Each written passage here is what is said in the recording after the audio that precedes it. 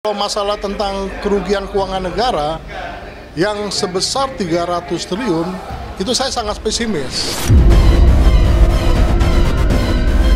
Pun kenapa kayak seolah-olah kayak tebang pilih gitu loh. Masyarakat ini kan sebenarnya udah muak melihat orang-orang busuk gitu loh. Orang-orang bejat, ya kan? Orang-orang tidak jujur, orang-orang yang mudah disuap.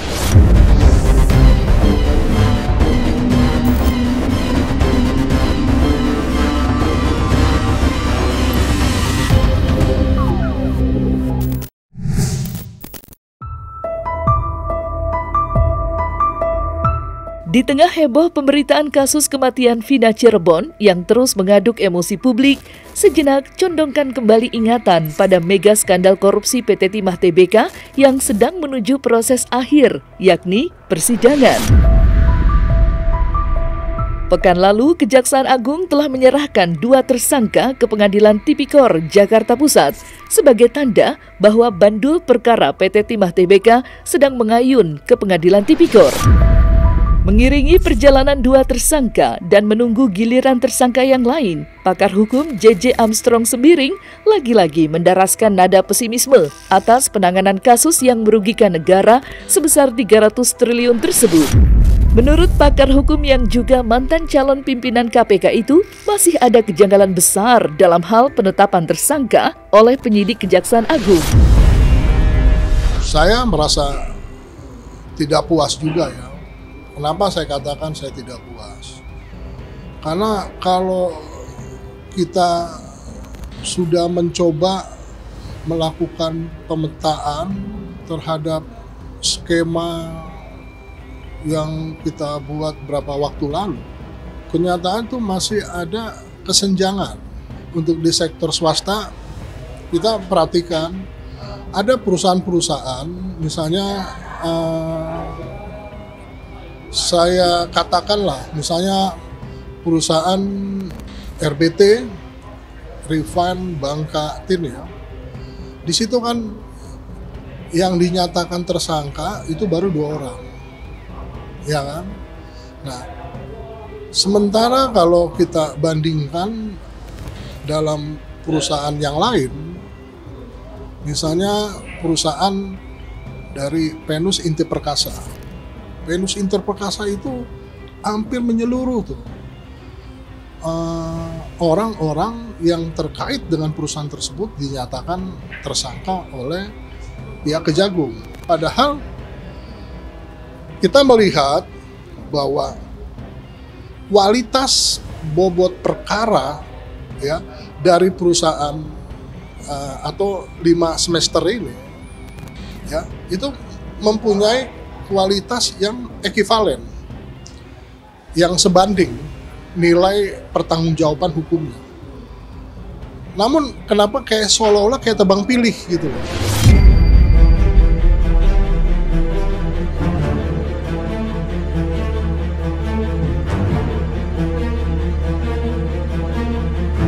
Ketimpangan dan kesan tebang pilih di sektor swasta, menurut Armstrong juga terjadi di sektor pemerintah. Jebolan Fakultas Hukum Universitas Indonesia ini mengatakan ada yang luput dari pisau bedah di tangan para penyidik Kejagung. Siapakah pihak yang dimaksud oleh Armstrong Sembiring? Kalau kita melihat lagi dalam hal aspek penyelenggaraan negara, di situ yang dinyatakan ada 6 orang. Kalau saya mau jelaskan, di situ ada direksi-direksi yang terkait dan dinyatakan tersangka oleh pihak Kejagung, selain dari ex-kepala dinas yang dinyatakan sebagai tersangka, itu ada 6 orang. Nah, namun lagi-lagi juga kita bertanya, itu mengenai tentang keterkaitan dengan komisaris. Itu tidak ada sama sekali follow up hukumnya, atau paling tidak dipanggil. Di sektor kementerian, kalau saya cermati itu lebih banyak atau menyeluruh itu kebanyakan dari sektor Kementerian ESDM. Tapi sementara di dalam sektor Kementerian BUMN itu sampai sekarang ini belum ada atau paling tidak dipanggil oleh pihak Kejagung. Jadi banyaklah pertanyaan-pertanyaan yang menimbulkan ketidakpuasan. Emang rata-rata kalau saya katakan mungkin tingkat levelnya itu menengah ke bawah lah ya. Karena yang terakhir ini kan Dirjen. Ya kan, Dirjen Minerba ESDM. Jadi menengah ke bawah. Sementara pertanyaan-pertanyaan kita, ya kan, kita masuk ke dalam hal yang sangat prinsipil, yaitu mengenai tentang beneficial ownership-nya. Pemilik pemampatannya ini kok nggak semuanya gitu loh, untuk dimintain pertanggungjawaban, ya kan? Ya itu yang saya bilang tadi. Di situ mempertontonkan bahwa eksistensi hukum kenyataannya sangat lemah ketika berhadapan dengan personality yang mempunyai kekuatan.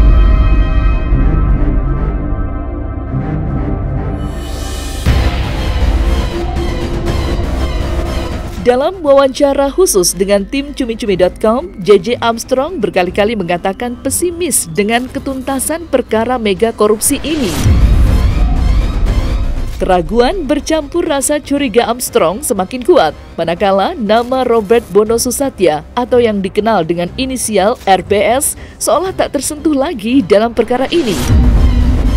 Padahal, nama RBS sempat disebut-sebut sebagai salah satu aktor intelektual di balik kasus ini. Robert sempat 2 kali diperiksa, tapi hingga Kejagung menyerahkan 2 tersangka pada pekan lalu, nama Robert seolah tak lagi berbekas di berkas perkara PT Timah. Kita juga banyak mempertanyakan dari sejak awal mengenai tentang eksistensi dari RBS. Nah, itu juga menjadi the big question tuh bagi kita. Kok tidak ada follow up-nya gitu loh. Nah, saran kita bahwa pihak Kejaksaan Agung mulailah dengan coba mohon maaf, mengajak bicaralah tokoh nasional itu, pengusaha nasional itu. Beliau juga perbankan kok. Beliau baik kok. Kalau ditanya nanti siapa membeli perusahaan dan membeli smelternya, jawabannya beliau pasti nggak berbohong. Pasti jawabannya RBS. Mumpung Kejaksaan sudah mentersangkakan, mumpung Kejaksaan sedang memproses kasus ini, kami pikir jangan lagi tanggung, supaya apa desakan masyarakat yang sudah memberi dukungan kepada Kejaksaan Agung, termasuk ada warning dari masyarakat anti korupsi Indonesia, itu bagus. Itu warning itu bagus supaya Kejaksaan itu tidak meleng, tidak masuk angin. Jadi kami sampaikan agar metode, teknik atau cara yang sudah kami sebutkan tadi, bagaimana menelisiknya, itu bisa digunakan oleh Kejaksaan Agung. Sudahlah, RBT, PT RBT di awal-awal nama Pak T itu nggak ada kok, sampai hari ini. Maka ketika nama RBS tidak ada, kita nggak usah heran. Tetapi di dalam siklus arus kas ke rekening RBT, kami yakin, seperti kemarin kan sudah ngaku tuh di dalam wawancara satu majalah, dia ngaku ada uang itu ngalir dan dialirkannya. Kalau itu diperiksa dengan teliti oleh pihak penyidik, sekali lagi kalau Pak Jaksa Agung dan Jampitsus meneliti dengan teliti sekali, kami yakin itu ada. Nama RBS itu adalah orang yang ada di belakang RBT. RBS ini kelakuannya luar biasa rakusnya. Ini cepat dituntaskan pihak Kejaksaan Agung, karena Kejaksaan Agung mempunyai resources yang luar biasa. Kami saja masyarakat yang biasa bisa diterima dan bisa untuk mendapatkan informasi, bisa mendapatkan beberapa data dan untuk kajiannya. Jadi sekali lagi kami sebut bahwa ada baiknya pihak Kejaksaan Agung, mari sama-sama, paling ini ada 50 lembar kok untuk melihat profil dari PT Refine Bangka Tin ini. Dan kami sarankan agar 5 notaris yang terlibat dalam akta ini dipanggil saja. Dan bisa dilihat nanti CCTV di notaris itu ada nggak orang itu. Lalu nanti dilihat rekening dari perusahaan ini, sejak tahun 2007 lalu sampai peralihan 2015-2016, kelihatan kok uang masuk ke rekening dan uang keluar dari rekening itu kelihatan nanti. Nggak susah, sangat tidak susah. Kami sepakat dengan kawan-kawan di masyarakat anti korupsi Indonesia, RBS ini harus disentuh.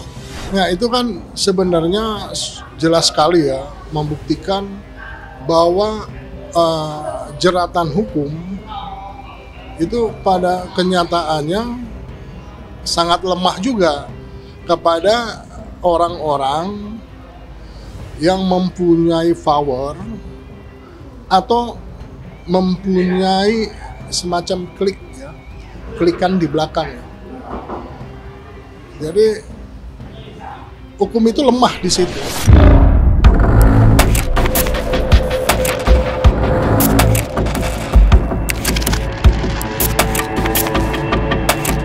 Sebagai pakar sekaligus praktisi hukum yang banyak membedah perkara korupsi, Armstrong sama sekali tidak yakin hakim akan membebankan ganti kerugian negara yang sepadan dengan perhitungan Kejagung sebesar 300 triliun.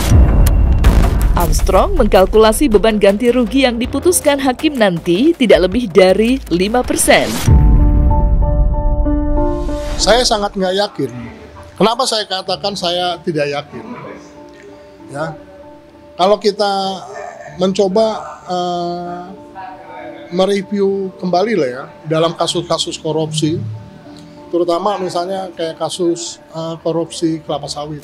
Jaksa ini kan mendalikan hukum dalam kasus korupsi kelapa sawit bahwa kerugian keuangan negara itu sebesar 100,4 sekian triliun di dalam dakwaan jaksa, ya kan?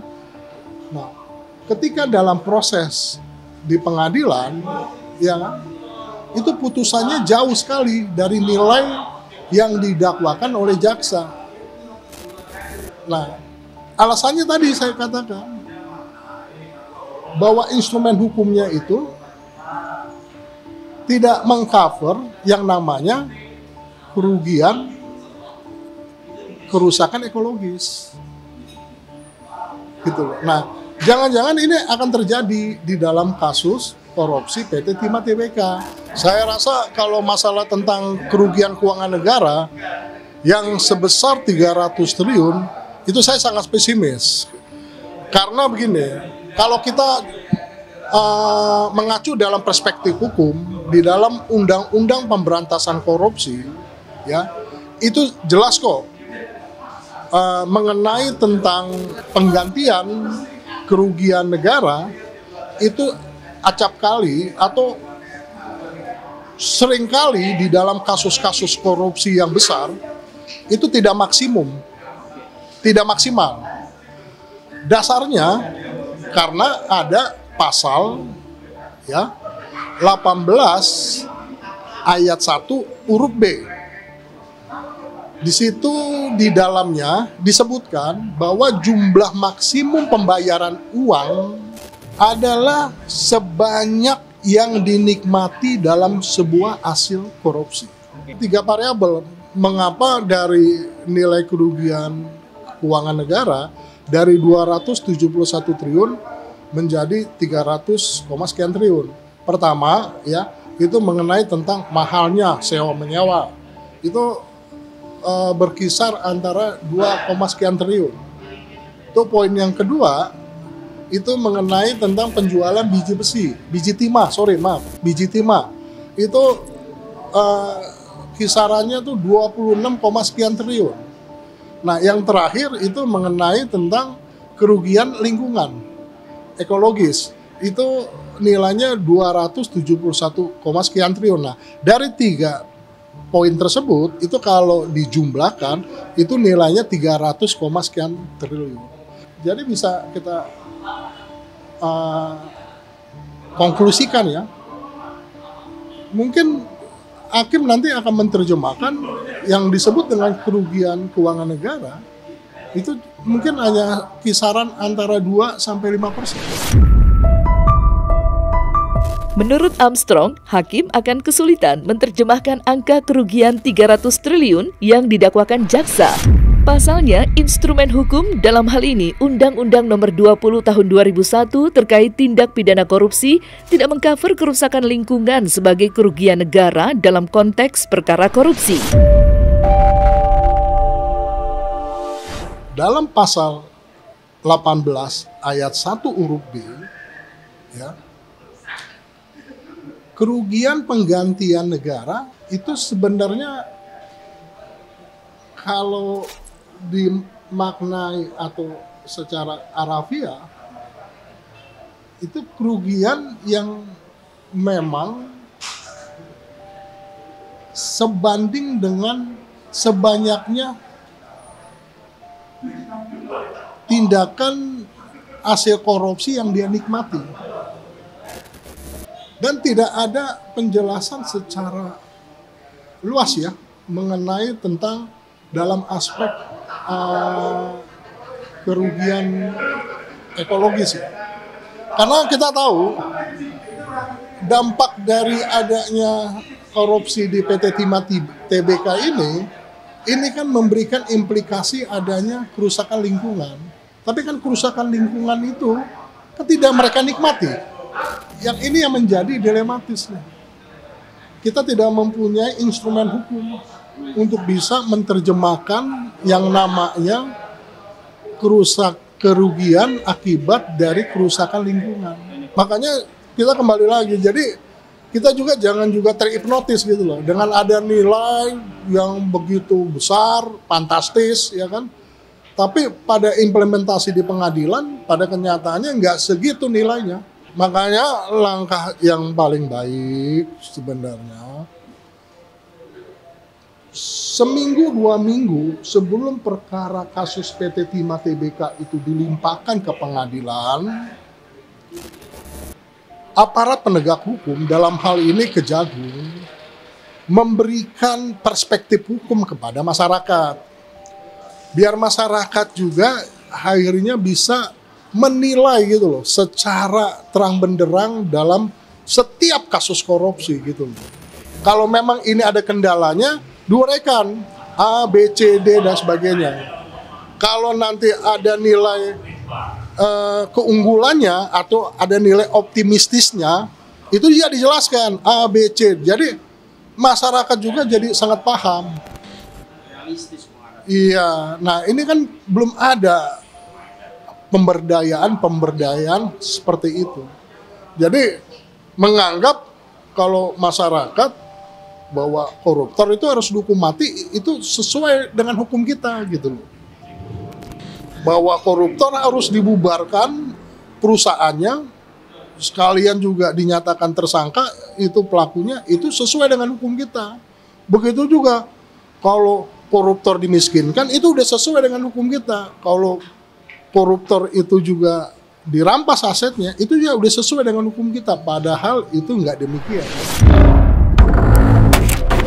Berkaca pada dinamika dan proses penyelidikan dan penyidikan kasus Timah, Armstrong menegaskan bahwa upaya pemberantasan korupsi di Indonesia masih jauh dari harapan. Kalau kita bicara korupsi, itu kan kalau kita coba terjemahkan ke dalam bahasa Latin, itu kan artinya kebejatan, kebusukan, keburukan, ketidakjujuran. Ya kan, orang yang mau mudah disuap. Nah, itu pengertian dalam konteks pengertian korupsi yang kita terjemahkan ke dalam bahasa Latin, yaitu corruptio atau corruptus. Masyarakat ini kan sebenarnya udah muak melihat orang-orang busuk gitu loh, orang-orang bejat, ya kan, orang-orang tidak jujur, orang-orang yang mudah disuap, ya. Nah, akhirnya dia menyuarakan tentang kasus-kasus korupsi. Pertama, dia menyuarakan kalau koruptor itu dihukum mati, ya kan? Kedua, dia menyuarakan bahwa koruptor itu sebaiknya hartanya dirampas. Ketiga, dia juga menyuarakan bahwa koruptor itu kalau bisa dimiskinkan. Nah, yang keempat juga yang wacana yang mungkin masih asing di masyarakat itu mengenai tentang kalau ada kejahatan korporasi, itu sebaiknya perusahaan-perusahaan itu diberikan hukuman mati. Artinya tidak diaktifkan lagi atau dibubarkan. 4 hal yang sering kali kita dengar masyarakat menyuarakan tentang orang-orang bejat ini atau orang-orang busuk ini, ya kan? Tapi kan lagi-lagi cuma hanya propaganda. Karena instrumen hukumnya tidak mendukung. Ironisnya, para pelaku kejahatan luar biasa korupsi terkesan tidak jera dan tetap hidup sejahtera setelah menjalani hukuman mereka. Padahal, banyak masyarakat yang jadi korban karena kejahatan yang mereka lakukan. Menurut Armstrong, hal ini terjadi karena kualitas intelektual hukum kita tidak sejalan dengan besarnya kejahatan korupsi yang terjadi. Kalau nilai kualitas yang terjadi, ini dalam konteks korupsi ya, ini nilai kualitas intelektual undang-undangnya dibandingkan dengan kasus perkara yang ada. Ini kan terjadi semacam kesenjangan yang sangat besar. Artinya, ketika ada kasus korupsi, contohnya misalnya PT Timah Tbk, ya kan? Ini kualitas undang-undangnya tidak bisa menerjemahkan kasus tersebut, gitu loh, karena tidak mempunyai instrumen hukumnya. Kalau di negara maju, nilai kualitas undang-undangnya ekivalen dengan kasus korupsinya atau kasus-kasus yang sejenis korupsi. Jadi ketika itu muncul perkara, ya, undang-undang bisa menerjemahkan dengan baik gitu. Korupsi ini kan kalau diterjemahkan yang lebih dalam aspek luas, ini kan merupakan suatu kejahatan luar biasa. Nah, kejahatan luar biasa itu nggak cuma hanya kerugian keuangan negara, ansik, tetapi di dalam korupsi itu menimbulkan atau berimplikasi terhadap aspek-aspek. Misalnya pertama, ya kan, masyarakat mengenai kualitas mutu pendidikannya itu menjadi sangat rendah akibat dari korupsi. Nah, kedua, ya, kesejahteraan masyarakat sangat menurun karena akibat dari korupsi, ya kan? Ketiga, korupsi juga itu membuat masyarakat itu tidak mendapatkan subsidi kesehatan, ya kan? Nah, korupsi juga itu menimbulkan kerusakan lingkungan yang meluas, ekosistemnya itu hancur lulu lantah akibat dari korupsi dan sebagainya. Makanya korupsi itu sebenarnya adalah kejahatan yang luar biasa yang seharusnya di dalam kasus PT Timah Tbk ketika Kejagung melimpahkan perkara ini ke pengadilan, hakim itu harus bisa menerjemahkan hal tersebut gitu loh. Walaupun instrumen hukumnya tidak mengcover hal tersebut juga gitu. Dengan segala kekurangan serta celah yang ada, maka upaya pemberantasan korupsi di Indonesia masih seperti macan ompong, yang garang hanya aumannya. Maka Indonesia, kata Armstrong, adalah surganya para koruptor. Satu kasus korupsi tidak akan menebar efek jera. Sebaliknya, satu perkara korupsi akan melahirkan 1000 koruptor baru. Kasus korupsi ini tidak akan bisa diselesaikan dengan sangat baik. Artinya setiap ada kasus korupsi, koruptornya itu mendapatkan hukuman yang relatif bisa dikatakan enak lah. Dengan kata lain, setiap ada satu kasus korupsi atau 2 kasus korupsi, ya, maka akan timbul 1000 koruptor atau 2000 koruptor. Jadi sorganya koruptor lah Indonesia. Cara yang satu-satunya yang harus bisa kita lakukan, kita merevisi undang-undang pemberantasan korupsi tersebut. Kendalanya kalau terkait dengan hal itu, kendalanya gini, Ini harus revisi dulu nih, pasal 18 ayat 1 huruf A, revisi dulu pasal 18 ayat 1 huruf B. Kalau pasal 18 ayat 1 huruf A, ini kan terkait dengan masalah perampasan aset, ya, koruptor, itu hanya bisa dilakukan terhadap barang yang dipergunakan atau diperoleh dari hasil korupsi. Jadi kalau di luar dari hal tersebut, itu bertentangan dengan pasal 18 ayat 1 huruf A. Nah, ini yang harus direvisi. Begitu juga pasal 18 ayat 1 huruf B. Di situ di dalamnya disebutkan jumlah maksimum penggantian, jumlah maksimum pembayaran uang pengganti adalah sebanyaknya yang dinikmati dari hasil sebuah korupsi. Nah, pasal 18 ayat 1 huruf B inilah yang memberikan semacam celah hukum. Orang tidak mau membayar uang pengganti. Dalam kasus korupsi, dia tidak mau membayar uang pengganti dari aset terpidana, ya. Kita nggak tahu apakah asetnya itu disembunyikan atau memang habis sama sekali, sudah tidak ada. Nah, tapi hal tersebut bisa diganti dengan kurungan pidana. Nah, jadi artinya pasal tersebut bisa diakal-akali oleh koruptor. Misalnya ada si A, dia melakukan tindakan korupsi, ya kan? Nanti ada barang-barang atau aset-asetnya dia, itu dia sembunyikan. Nah, nggak terdeteksi kan? Ya kan? Tidak diketahui kan nilai aset keseluruhannya kan? Nah, akhirnya dia bisa menggantikan dengan kurungan pidana. Nah, begitu juga terakhir dengan masalah pembuktian. Pembuktian di dalam kasus korupsi ini kan hal yang sangat krusial. Artinya gini, perampasan dan uang pengganti, ya, perampasan dan uang pengganti itu hanya bisa dilakukan, maksudnya perampasan dan uang pengganti dari aset terpidana, ya, itu bisa dilakukan bila mana kasus proses atau kasus korupsinya itu terbukti di pengadilan. Itu baru bisa dilakukan. Kalau memang tidak terbukti di pengadilan, perampasan dan uang pengganti itu dikembalikan. Makanya kalau kita bicara mau kesungguhan dalam pemberantasan korupsi, salah satu dari sekian hal, ya, itu revisi dulu tuh pasalnya di dalam Undang-Undang Nomor 20 Tahun 2001 tentang pemberantasan korupsi. Karena itu yang menjadi kendala.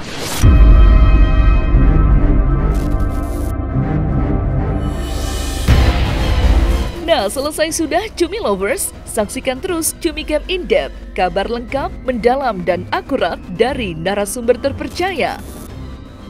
Dan jangan lupa untuk like, subscribe, dan juga share channel YouTube Cumi Cumi.